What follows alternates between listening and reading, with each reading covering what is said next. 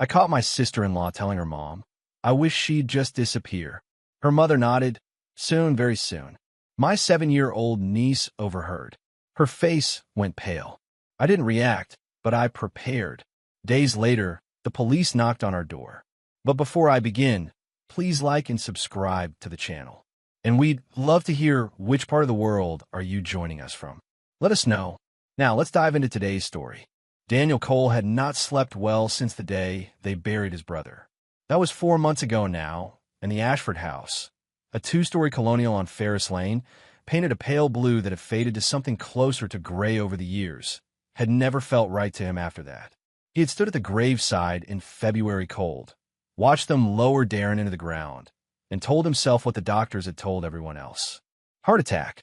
Sudden. Tragic. Nothing anyone could have done. He had tried to believe it. He could not. The house smelled like lemon cleaner and something faintly sweet that Daniel had never been able to identify. He had moved in 3 weeks after the funeral, carrying 2 duffel bags and a box of books up the narrow staircase, while Zoe watched from the kitchen doorway with a smile that never quite reached her eyes. You really don't have to do this, she had said. I want to be close to Aaron, Daniel had answered. That much was true. His niece was 7 years old and had stopped talking in full sentences since the funeral. She sat in corners with picture books open on her lap, staring at the pages without turning them. She ate her meals quietly, said please and thank you in a small, careful voice, and flinched whenever a door closed too hard. She was not a broken child. Not yet, but she was a child walking very carefully, the way people walk on ice they are not sure will hold them. Daniel watched her, and he watched Zoe.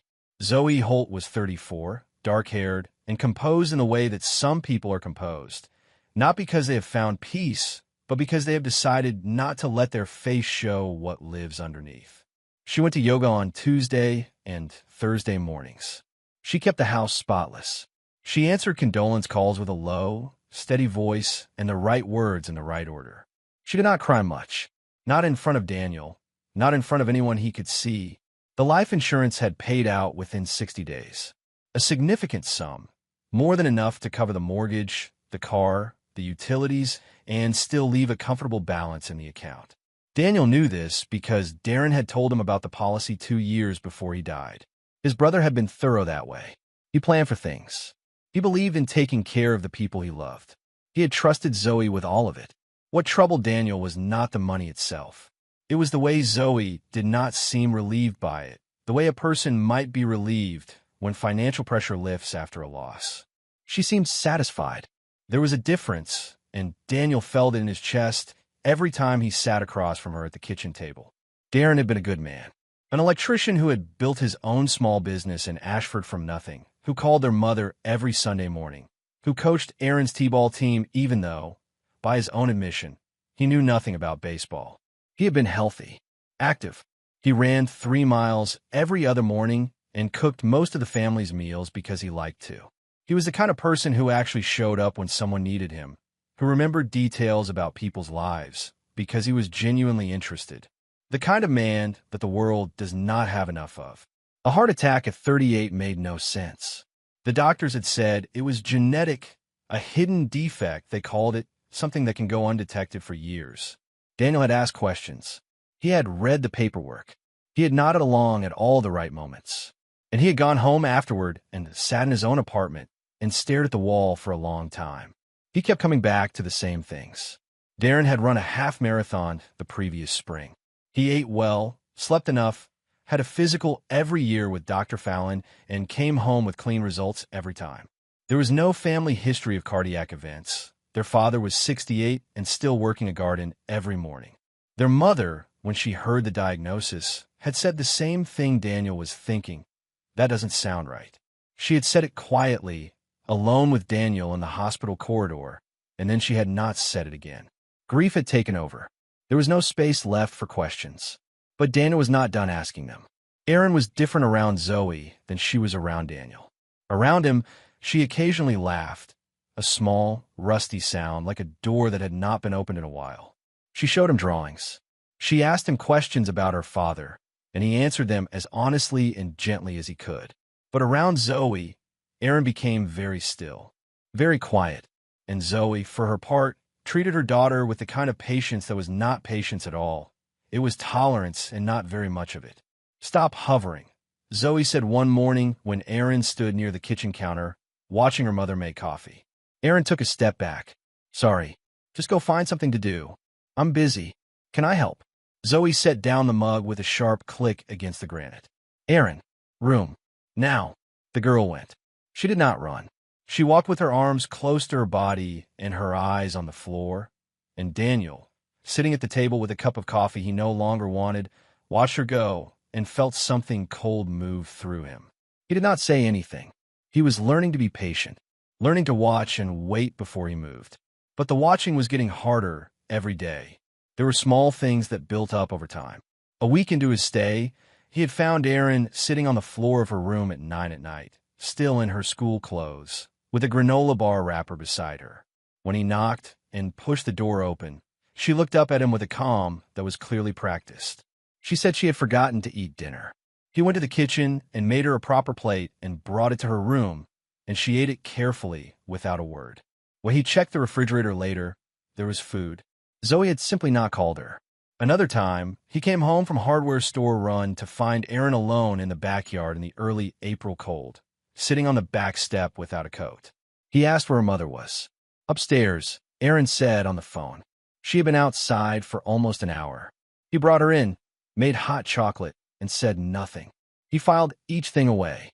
He did not react. He paid attention. Something was wrong.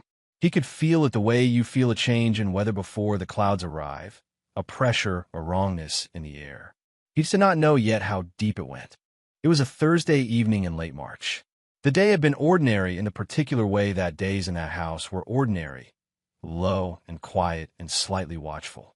Erin had come home from school, eaten a snack at the table while doing her reading assignment, and gone to her room by 4:30. Zoe had been on the phone twice before dinner and had barely spoken at the table. After the dishes were cleared, she retreated to the living room with her phone and a glass of water, and Daniel had gone upstairs to read. He had been in the upstairs hallway, returning a book to the shelf near the bathroom, when he heard Zoe's voice drifting up from the kitchen below. She was on the phone. The house's open staircase carried sound like a channel, and he stopped where he was, one hand still on the bookshelf, and listened without meaning to. "I can't keep doing this," Zoe said. Her voice was low, but not a whisper. The voice of someone who believed they were alone.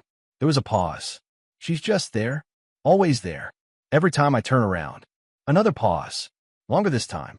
"If she wasn't here, things would be easier. I could finally move on." Daniel did not move. He stood with his hand on the bookshelf and felt the air in the hallway change. A voice came through the phone, faint but audible. An older woman's voice. Zoe's mother, Renata, who lived 3 towns over and called twice a week and had never once, in all the months since Darren's death, asked Daniel how he was doing.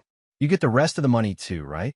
Renata said, and Zoe, without a pause, without a breath of hesitation, "Yes." Daniel lowered his hand slowly from the bookshelf. His heartbeat was steady. His hands were still. He was the kind of man who had learned, through years of keeping watch over a younger brother and then a small family, to hold himself together when every instinct told him to react. He did not go downstairs. He did not call out. He did not make a sound. He went back to his room and sat on the edge of the bed in the dark for a long time. The conversation replayed in his head with perfect clarity. Not the emotional weight of it that he was setting aside for later, storing it somewhere cool and separate, but the structure of it, the logic. "She's just there. If she wasn't here, you get the rest of the money."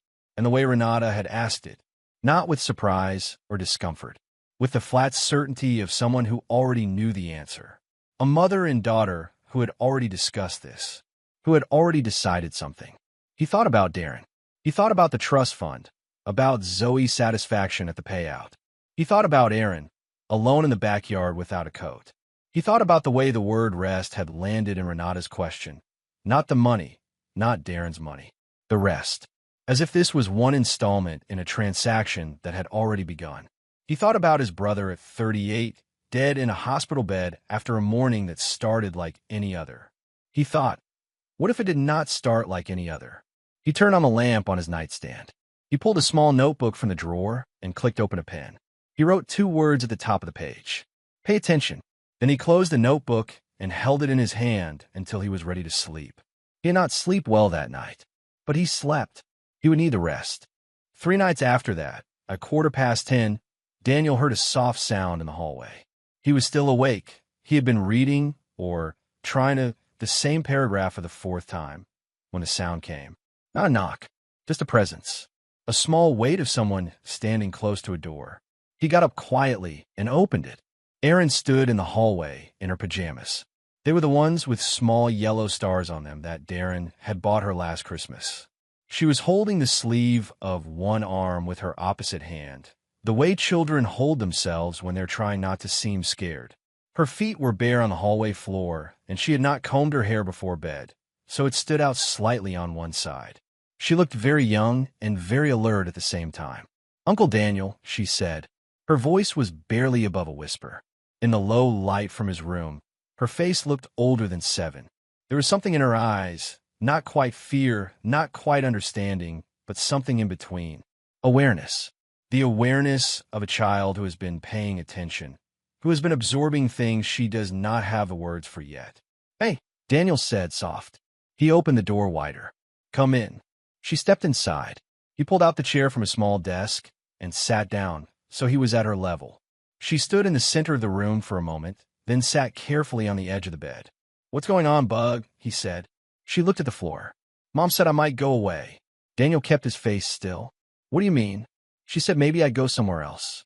"Like far?" "To a different place." "Did she say where?" Erin shook her head.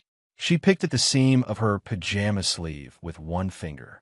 She said she was still figuring it out, but she said it like it was already decided. You know how she says stuff like that? "Yeah," Daniel said. "I know." Erin looked up at him then, and for just a second her composure cracked, and he saw all of it. The fear she had been carrying, the weight of it on a 7-year-old's frame.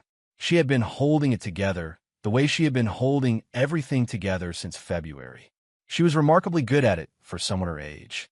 Her father's daughter, through and through. "I don't want to go," she whispered. Daniel leaned forward and rested his elbows on his knees, keeping his voice quiet and steady. "You're not going anywhere. You hear me?" But she said, "I heard you. And I'm telling you, you are not going anywhere." He held her gaze until she held his. "I promise you that." "Okay." Erin looked at him for a long moment. She searched his face the way children do when they are trying to decide if an adult is telling the truth or just saying the thing they are supposed to say. Then she nodded, a small, careful nod, like she was deciding to believe him and had just barely landed on yes. "Okay," she said. He walked her back to her room. He stood in her doorway until she was settled under the covers, her stuffed rabbit tucked against her side, her hair still standing up on one side. He adjusted the blanket. She let him. He turned off the lamp on her nightstand and stood in the dark for a moment, listening to her breathe. "Uncle Daniel," she said in the dark. "Yeah. You're not going to leave, right?" He kept his voice level. "I'm not going anywhere." She said nothing else. He pulled her door gently closed and stood in the hallway. He stood there for a long time. He had been watching. He had been cautious. He had been telling himself to wait until he had more information, to be sure, to be careful. He had told himself that what he had heard might be nothing.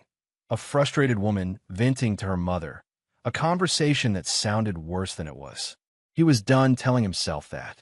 This was not just resentment. This was not just a woman struggling with grief and the demands of raising a child she had not expected to raise alone. Erin had been told she was going somewhere far. Zoe had told her this in a tone that said the decision was already made. And $400,000 was sitting in a trust fund that would transfer the moment that child was removed from her mother's care. That was not a frustrated woman venting. That was planning. Daniel went back to his room.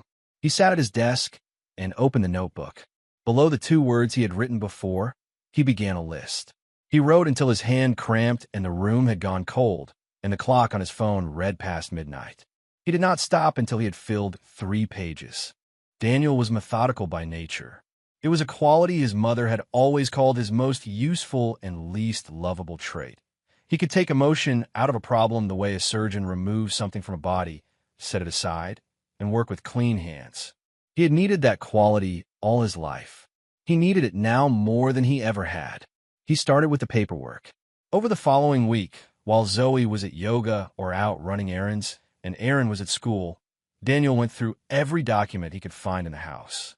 Darren had been organized, binders on the shelf in the home office, labeled in his neat, slanted handwriting. Insurance, property, financial planning, trust, Holt. That last one was the one Daniel sat with for the longest time. The trust fund had been established when Aaron was born. Darren had been thorough about it, typical of the man he was. The fund held a portion of the life insurance payout, designated for Aaron's education and future needs, and was to remain under Zoe's management as the surviving parent and legal guardian. It was a careful, loving document, the product of an afternoon that Darren had probably spent anxious and second-guessing himself, the way he always did when he was trying to get something right. Daniel could picture him sitting at this same desk, reading the draft over and over, wanting to make sure Aaron was protected no matter what. He had not protected her, but there was a clause. Daniel read it 3 times. In the event that Aaron was no longer in Zoe's care, through adoption, institutionalization, voluntary relinquishment, or any other legal mechanism, the remaining funds would revert entirely to Zoe. Not to Aaron, not to a new guardian, not to a trust for her benefit. To Zoe. Daniel set the binder down on the desk and sat very still. It was the kind of clause that could exist in a document drafted quickly or drafted by a lawyer who had not thought through all its implications. Darren had likely not read it as anything dangerous. He had trusted Zoe completely. He had seen the clause as an administrative catch-all, a line to prevent complications in some hypothetical scenario he never seriously imagined. But Zoe had likely read it very carefully. And so, perhaps, had her mother. The numbers were not small. After the initial payouts, Aaron's portion of the trust still held a balance close to $400,000. That was 400,000 reasons to find a way to remove a 7-year-old child from her mother's care, legally, cleanly, on paper. No violence required. Just paperwork. Daniel photographed every page of the document with his phone. He emailed the photos to himself and to a separate account he had set up the previous day, one that had nothing to do with his regular address. Then he replaced the binder on the shelf in precisely the position he had found it. He also went through the property documents. He found 2 real estate printouts that had been folded and slipped into the back of the property binder, listings for townhouses in a suburb of Columbus. Both had notes in Zoe's handwriting in the margins. One word, circled, deposit. She had been making plans for a long time. He sat at the kitchen table that afternoon with a coffee he did not drink and added to the list in his notebook. Financial motive, trust clause, full reversion to Zoe upon removal of Aaron from care. Real estate searches, deposit notes. He looked at the words for a moment. Then he wrote, not grief. Motive. He closed the notebook and went to pick up Aaron from school. She was standing at the edge of the pickup line with her backpack on, watching the cars. When she saw his truck, her face changed, a small, almost invisible relaxation, like someone had released a pressure valve just slightly. She climbed in without being asked and buckled her seatbelt and sat back. Good day, he said. Okay, she said. We drew pictures. What did you draw? She thought about it. A house with a dog. We don't have a dog. I know, she said. It was a pretend house. He drove them home through the flat Ohio streets, past bare-limbed trees and the low gray sky of early April. He did not say much. Neither did she, but she hummed a little as they drove, a soft, tuneless sound, and Daniel kept both hands steady on the wheel and filed everything away and kept his eyes on the road ahead. That night, he called his mother from the driveway, sitting in the truck with the engine off. He kept his voice quiet and factual. He asked her what she remembered about the weeks before Darren got sick, whether there had been anything unusual, whether Darren had seemed off in any way. His mother was quiet for a moment. Then she said, he was tired, more than usual. He said it was work. Did he mention it to the doctor? I don't know, she said. I didn't ask. A pause. Daniel, what are you thinking? I'm not thinking anything yet, he said. I'm just asking. He said good night and went inside. The following Monday, Zoe said she was going to work. She said this the way she said most things casually, without looking directly at anyone, addressing the air somewhere above the kitchen counter. She grabbed her keys off the hook by the door, told Aaron she'd be back by 4, and left. Daniel waited 5 minutes. Then he picked up his own keys. He left Aaron with Mrs. Tanner next door, an older woman who had known Darren since he was a boy and who had offered, more than once, to help with Aaron whenever Daniel needed it. She did not ask questions. He was grateful for that. He followed Zoe's car north on Route 16. She did not go to work. Zoe worked 3 days a week as a billing coordinator for a medical office 20 minutes from Ashford. It was a Tuesday, Wednesday, Friday schedule. This was a Monday. Daniel noted that. He kept 3 cars back and watched her turn into the parking lot of a motel called the Blue Ridge Inn, a low, flat building set back from the road behind a row of tired-looking pine trees. The sign had a light out on one end. The lot held 7 or 8 cars. He parked at the far end and watched. A man was already there. He was leaning against the railing outside room 14, a coffee cup in one hand, looking at his phone. He was broad-shouldered and unhurried-looking, in his late 30s, wearing a canvas jacket and work boots. The kind of man who looked like he had spent a long time being comfortable with himself. When Zoe pulled in, he straightened up. He watched her walk toward him with an expression Daniel could read, even from 50 yards. Not love, exactly, but familiarity and something close to ownership. He knew her walk. He had been waiting. They went inside room 14. The door closed. Daniel sat in his truck. He took out his phone and captured a long shot of the motel, the car, the man in the jacket. Then he looked up the motel's registration office number, wrote it down, and sat with his hands folded in his lap and thought. He did not feel what he might have expected to feel. He was not surprised, exactly. He had sensed for weeks that Zoe had moved on from Darren's death in a way that was more complete than grief usually allows. There had been a lightness to her, occasionally, that sat wrong against the performance of widowhood. He had noted it without naming it. Now he was naming it. He was there for 2 hours. When the door to room 14 opened again, he had his phone ready. He caught them both clearly, her face, his face, the proximity between them in the frame of the doorway. The man's hand on the small of her back as she stepped out, her head tilting up toward him before she pulled away. He walked her to her car. They did not kiss in the open, but the way they moved around each other said everything. He did not confront them. He drove home, picked up Aaron from Mrs. Tanner's, and made dinner. And that night, when the house was quiet and Zoe was on her phone in the living room, Daniel sat in his room and looked up the man's license plate, which he had photographed in the parking lot. Through a contact he'd had since his 20s, a former private investigator named Otto, who now ran a small online record service and owed Daniel a favor from years back. The name came back the next morning. Jack Boone, 39, a contractor out of Millhaven, the next town over.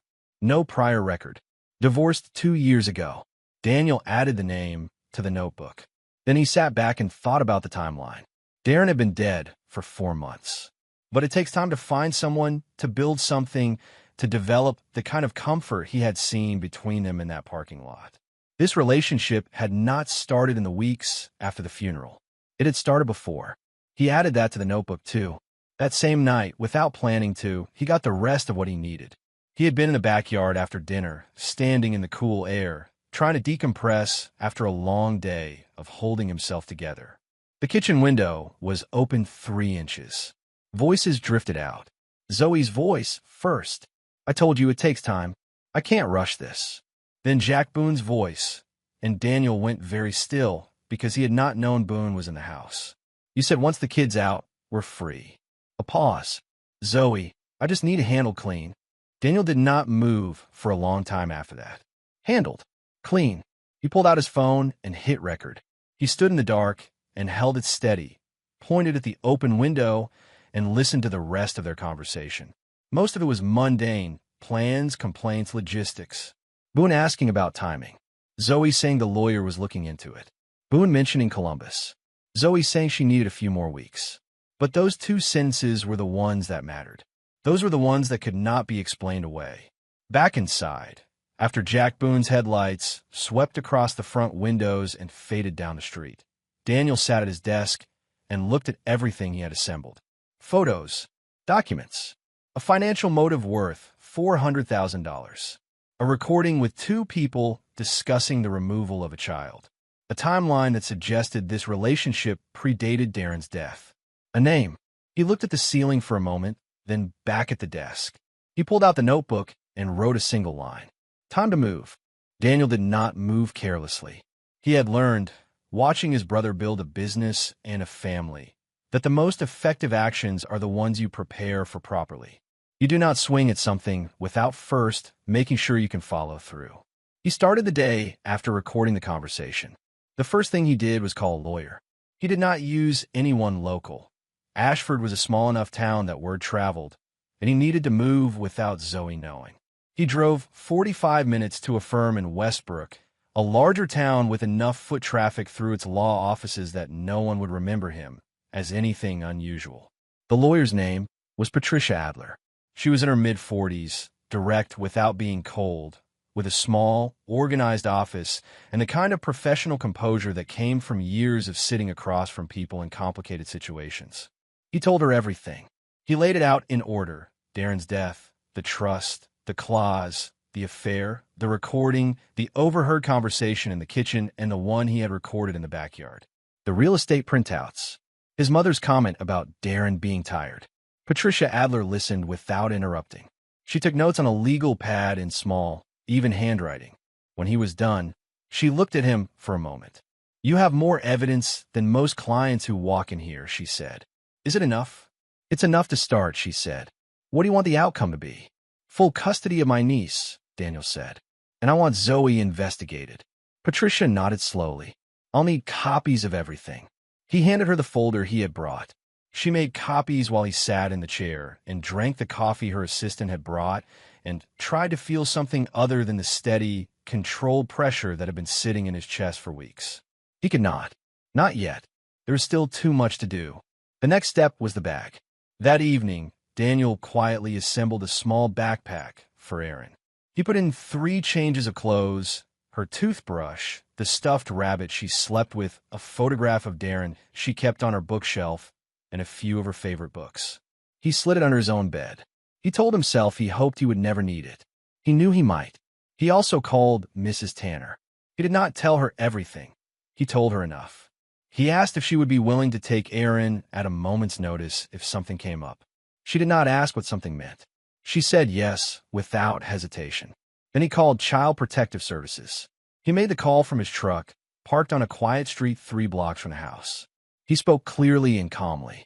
He told the caseworker about the overheard conversation and its content, about Erin telling him she had been told she might go somewhere far, about the financial structure that gave Zoe $400,000 if Erin was removed from her care. He said he had recordings, photographs, financial documents, and the child's own account of what she had been told. The caseworker asked him to come in. He had an appointment for the following morning. He went back to the house and made dinner. He and Erin ate at the kitchen table while Zoe was on her phone in the other room. They ate pasta with butter, Erin's preference, and she told him about a girl at school named Meg who could do a backflip on the playground. "Can Meg really do a backflip?" Daniel asked. "She tried," Erin said. "She mostly landed on her side. But almost." He laughed. The sound surprised him. It felt strange in his chest, too warm, too real, too human for the kind of controlled machinery he had been running for the past 2 weeks. "That counts," he said. Erin smiled. A real smile. Just for a second. The next morning, he went to the CPS office and gave them everything. The caseworkers moved faster than he had expected. Within 3 days, there were 2 visits to the house. Caseworkers in professional clothes who asked careful questions and observed with careful eyes. Zoe answered them smoothly. She was good at smooth. But Daniel watched her face when the second caseworker, a younger man named Garrett who had the quiet, unhurried manner of someone who had heard every version of every story, asked Erin to describe a typical day at home. Erin paused, and in that pause, Daniel saw something flicker in Zoe's expression. Not panic, not quite, but a crack in the composure, a small fracture running along the surface of all that careful performance. Erin said, carefully, "Sometimes it's fine. Sometimes I just stay in my room." Garrett wrote something down. He looked at Erin for a moment. "When you stay in your room, Is that because you want to or because you're asked to? Erin glanced at her mother, then back at Garrett. Both, she said. Something shifted in the room. It was not dramatic. No one reacted visibly. But Garrett wrote something else down, and Zoe went very still beside him, and Daniel sat in his chair and felt the ground move, just slightly, under Zoe's feet. That night, Zoe stood in the kitchen with her arms crossed and stared at Daniel across the counter. You called them, she said. He met her eyes. I don't know what you're talking about. She held his gaze for a long moment. Her jaw was tight. Her voice, when she spoke again, had lost its usual smooth control. You're making a mistake, Daniel. I'm just worried about Erin, he said. Like I've always been. She made a sound, not quite a laugh, and turned away. She was losing control of the narrative. He could see it in the way she moved through the next few days, slightly too fast, slightly too precise. The yoga sessions got shorter. The phone calls with her mother got longer and lower, conducted in the bedroom with the door closed. Daniel kept watching. He kept adding to the notebook. He kept his face calm and his actions unremarkable. And he waited for the next move. Zoe moved first. Daniel should have expected it. He had expected it, on some level, but the speed of it still caught him off balance. 6 days after the second CPS visit, he received a call from Patricia Adler at 7 in the morning. Zoe has filed a complaint against you, Patricia said. Daniel sat on the edge of his bed. Through the wall, he could hear the small, ordinary sounds of the house waking up. The creak of floorboards, the distant sound of the shower. He focused on Patricia's voice. What kind of complaint? She's claiming you've been attempting to manipulate Erin in order to gain access to the estate. She's saying you're unstable, obsessive, and that your presence in the house has been harmful to her daughter. She's also saying your report to CPS was fabricated to cover your own financial motives. He was quiet for a moment. She moved fast. She has a lawyer too, Patricia said. Filed yesterday, and she's requested an emergency custody review. What does that mean for Erin? Patricia paused. Erin has been temporarily placed in state care while the review takes place. Standard procedure during contested investigations. I'm sorry, Daniel. I know that's not what you wanted to hear. He absorbed it. How long? Until the hearing. Could be 3 to 4 weeks. He thanked her and ended the call. He sat in the quiet bedroom for a moment and let himself feel it, the full, cold weight of it. Erin, in a house somewhere with strangers, sleeping in a room he had never seen, without the stuffed rabbit he had packed in the bag under his bed, without the familiar sounds of the house she had grown up in, without anyone she knew and trusted. He thought about her face in the doorway. I don't want to go. Then he set the feeling aside. He had learned to hold it and put it down, not to lose it, just to store it where it would not interfere with the work. He got dressed. He ate breakfast. He drove to Patricia Adler's office and spent the next 3 hours going over every piece of evidence they had. The hearing was scheduled for a Friday, 3 weeks out. In the meantime, Zoe remained in the Ashford house. Daniel moved into a rental unit downtown, a small, clean apartment on the second floor of a converted building with 2 windows overlooking the street. He unpacked his 2 duffel bags and his box of books and set up his desk and went to work. He called Patricia every day. He reviewed documents. He organized the financial evidence into a format the court could follow clearly. He wrote out a detailed, dated account of everything he had witnessed, every scene, every conversation, every overheard word, and had it notarized. He contacted the CPS caseworker, Garrett, who agreed to testify. He contacted Mrs. Tanner, who had witnessed the day Erin was found alone outside without a coat and was willing to say so. He ate poorly during those weeks. He slept in short intervals and woke too early, running through the case in his head in the dark. He called the foster care placement coordinator twice just to confirm Erin was okay. They told him she was stable. She was asking about her uncle, they said. That was the word that stayed with him. Stable. Not happy. Not fine. Stable. The word you use when someone is surviving rather than living. He thought about Darren. There was no evidence yet. Not real evidence. Not the kind that stood in a courtroom. But Daniel had stopped being able to ignore what sat at the back of his mind every time he looked at the insurance documents and the trust clause and the timeline. 38. Healthy. No family history of cardiac events. dead within 2 years of the trust being finalized. A girlfriend who had been comfortable enough with Boone, well before the funeral, to meet him at a motel in the middle of a weekday. He wrote it in the notebook without allowing himself to draw conclusions. But he wrote it. The hearing lasted just over 3 weeks. The courtroom was standard, wood paneling, fluorescent overhead lighting, the low hum of the ventilation system creating a constant background noise that Daniel became very familiar with over time. He sat beside Patricia every day in press clothes with his hands folded on the table and watched Zoe perform. And it was a performance. He had to give her that. She arrived each day in muted, careful clothing. Nothing too polished, nothing that said money, everything that said quietly bereaved. Her voice in testimony was soft and measured, with just enough break in it at the right moments to suggest grief she was doing her best to hold together. She described Daniel as someone who had inserted himself into the household, who had turned Aaron against her mother, who had filed a fraudulent CPS report out of jealousy over the estate. She answered questions with a kind of steady, reasonable sorrow that the courtroom might have found entirely convincing.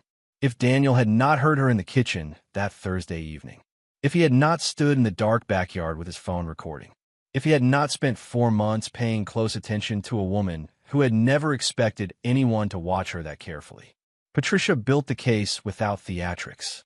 She was methodical the way Daniel was methodical, and he appreciated that. She did not try to make Zoe look like a monster. She let the evidence do that by itself. First, the financial structure. She presented the trust document, highlighted the clause, and walked the court through the numbers. $400,000 would transfer to Zoe in the event of Aaron's removal from her care. The judge, a gray-haired woman named Harmon who reviewed everything twice before she spoke, asked several precise questions and wrote notes without expression.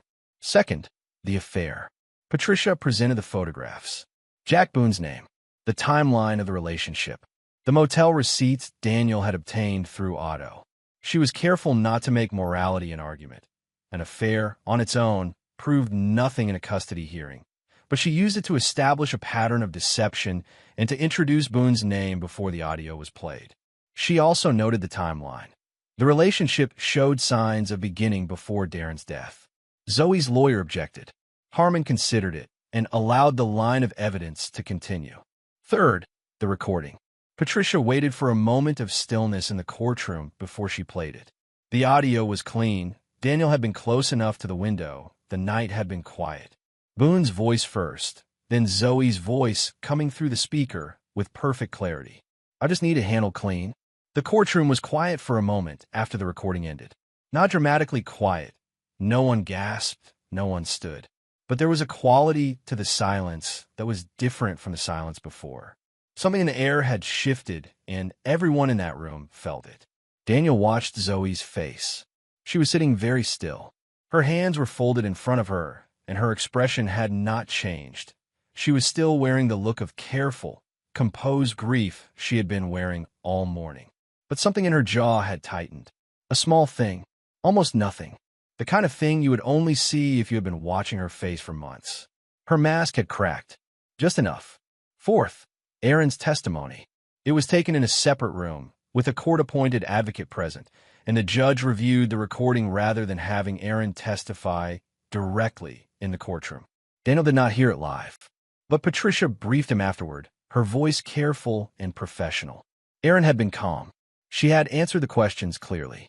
She had described the house, her mother's behavior, the evenings she spent in her room alone, the night she was left outside without a coat.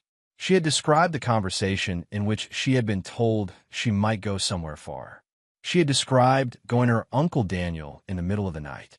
The advocate said she was remarkably composed, Patricia told him.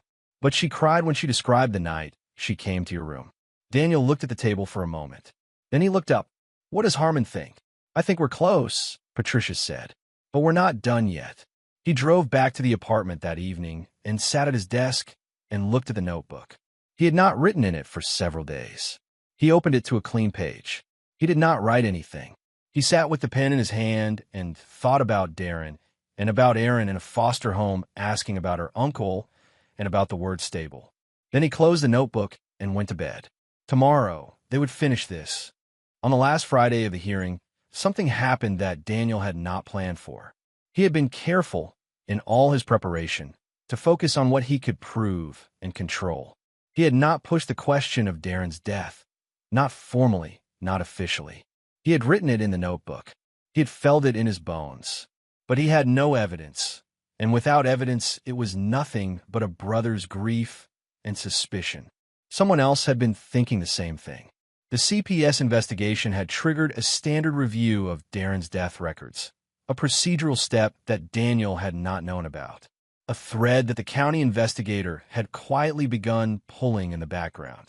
Dr. Renee Whitfield, a forensic pathologist contracted by the county medical examiner's office, had reviewed the original autopsy.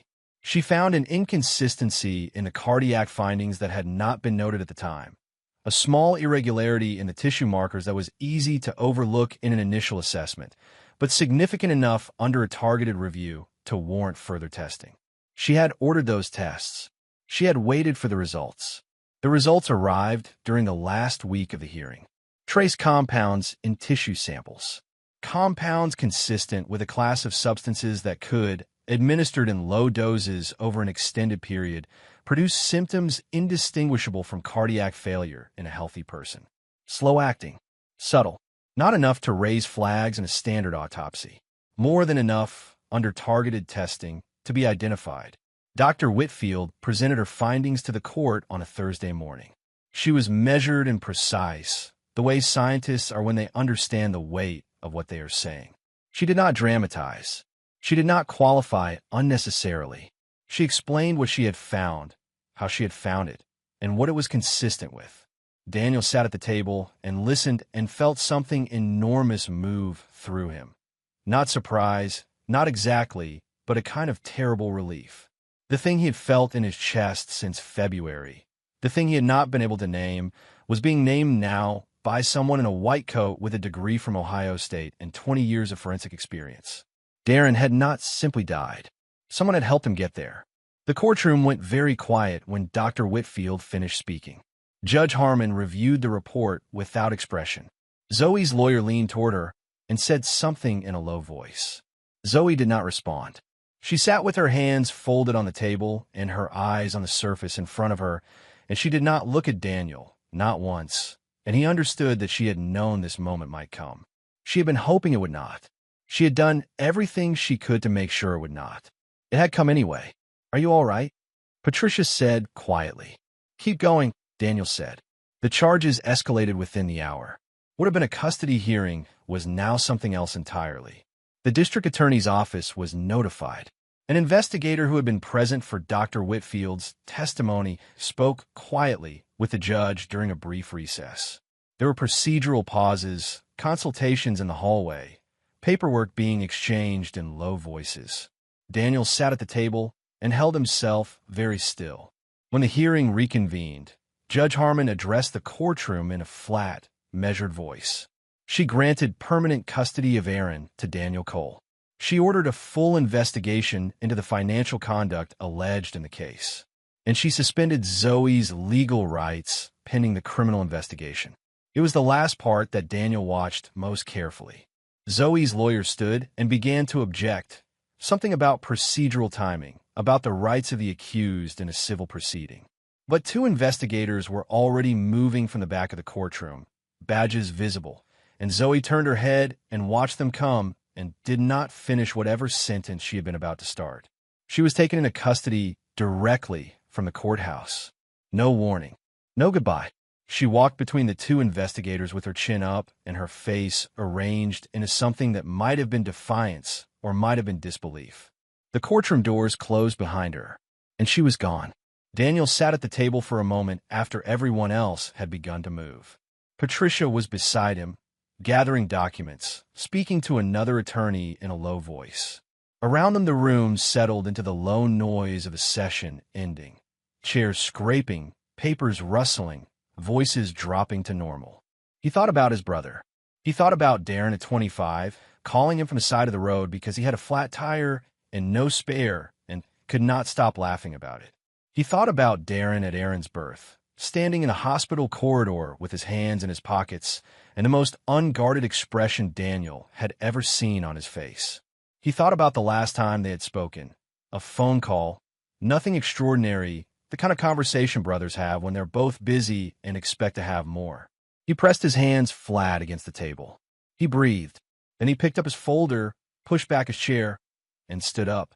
There was still one more thing to do. The new house was smaller than the one on Ferris Lane. It was a single-story rental on a quiet street on the east side of Ashford. 3 bedrooms, a small backyard with a wooden fence, an oak tree in the corner that was just beginning to show the first thin leaves of spring. Erin had chosen her room by standing in the doorway of each one and thinking carefully before she pointed to the one with the window that looked out at the oak tree. That one, she had said. Good choice, Daniel had said. She had started unpacking her things with a quiet seriousness, arranging her books on the shelf and placing the stuffed rabbit on the pillow. Daniel had bought her a new desk lamp with a warm light and set it up before she moved in. She had noticed it right away and said thank you in a voice that was a little less careful than the one she had used to say please and thank you in the old house. That was how it started. The months that followed were not simple.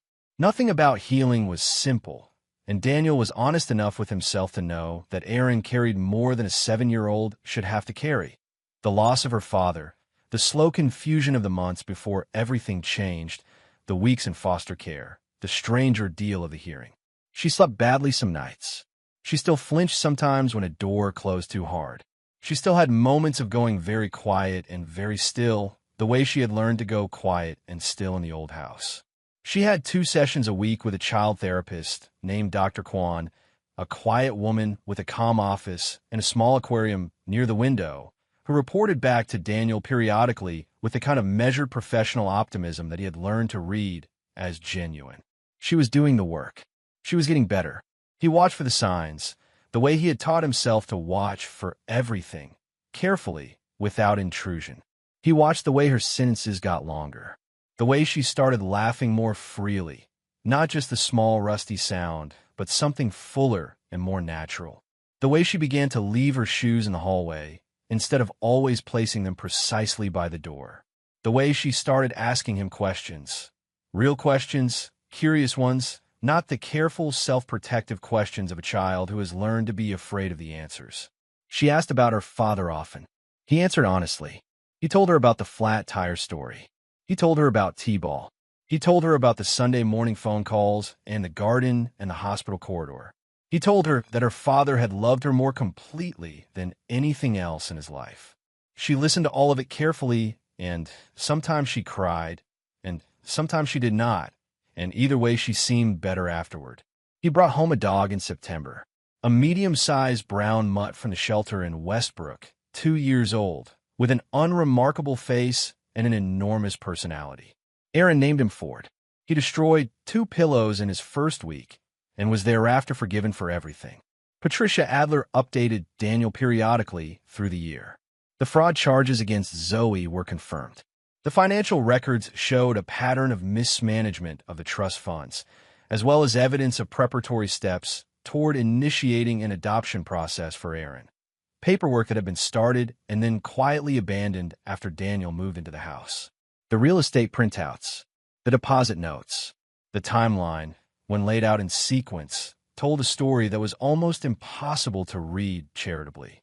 The criminal investigation into Darren's death proceeded more slowly. Investigations like that always did. But Dr. Whitfield's findings held. The compounds identified in the tissue samples were consistent, in type and likely exposure period, with a deliberate, extended administration. The case was built carefully over months by a team of prosecutors who understood they would be arguing this in front of a jury and needed every detail to be airtight. Zoe was eventually charged with second-degree murder in connection with Darren's death, in addition to the fraud charges. Her lawyer entered a not guilty plea. Jack Boone cooperated with investigators. He provided a statement that he had known Zoe was planning to remove Erin from her care, but had not known the details of how. He claimed he had not understood what handled clean meant. The investigators assessed his statement without visible enthusiasm, but his cooperation earned him a deal. He was charged as a minor accessory and fined. He moved back to Millhaven and was not heard from again. Zoe received a preliminary sentence on the fraud charges while the murder trial was still pending. 3 years in state custody, with far more to follow once the larger case concluded. She would be behind bars for a very long time. Not enough to undo what had been done, but enough to stop her from ever doing it again. Daniel received this news on a Wednesday afternoon. He was in the backyard at the time, watching Aaron throw a tennis ball for Ford, who retrieved it with great dedication and then dropped it somewhere other than her feet every single time. She was laughing, a real laugh, open and unself-conscious, the kind a child produces when they have been given enough safety to forget to be careful. Daniel stood at the back door with his phone in his hand and watched her and did not say anything for a long time. That evening, after dinner, after Ford had been walked and Aaron had done her homework and the house had settled into its particular quiet, a real quiet, a safe quiet, nothing like the watchful silence of Ferris Lane, Aaron looked up from her book and asked him something. "Uncle Daniel," she said. "Yeah." She thought for a moment. The question seemed to cost her something to form, the way real questions do. Why did she hate me? He did not answer immediately. He set down his own book and looked at her, at this child who had her father's careful eyes and her own particular courage, and found the words slowly. "She didn't hate you," he said. "Not exactly." Aaron waited. She just cared more about money than she cared about people. And when you have to choose between money and people, and you choose wrong. He paused. You end up with neither. Aaron absorbed this. She looked at the table for a moment, then back at him. There was something in her expression that was older than her years. Not hardness, not bitterness, but a quiet, clear-eyed understanding that some people carry from a very young age. The kind of children who have been through things that teach you early what the world can ask of you. "I know," she said, and from the certainty in her voice, he believed her. He picked up his book again. She picked up hers. Ford settled at her feet with a heavy, self-satisfied sigh. The lamp made its warm circle of light over the table. Outside, the last of the day's light was fading into a deep blue. Somewhere down the street, a dog barked once. The oak tree in the backyard stood still against the evening sky. Daniel turned a page. This was what they had built from the wreckage. Not without cost, not without loss that could never be fully recovered, but real, steady, theirs. Zoe had chased something she had decided mattered more than the people around her. She had planned it carefully. She had nearly gotten away with it. And in the end, she had lost everything. The money, the house, the freedom, the future she had imagined. Some people destroy their own family chasing something that was never worth it. Zoe lost everything. And this time, no one was there to save her.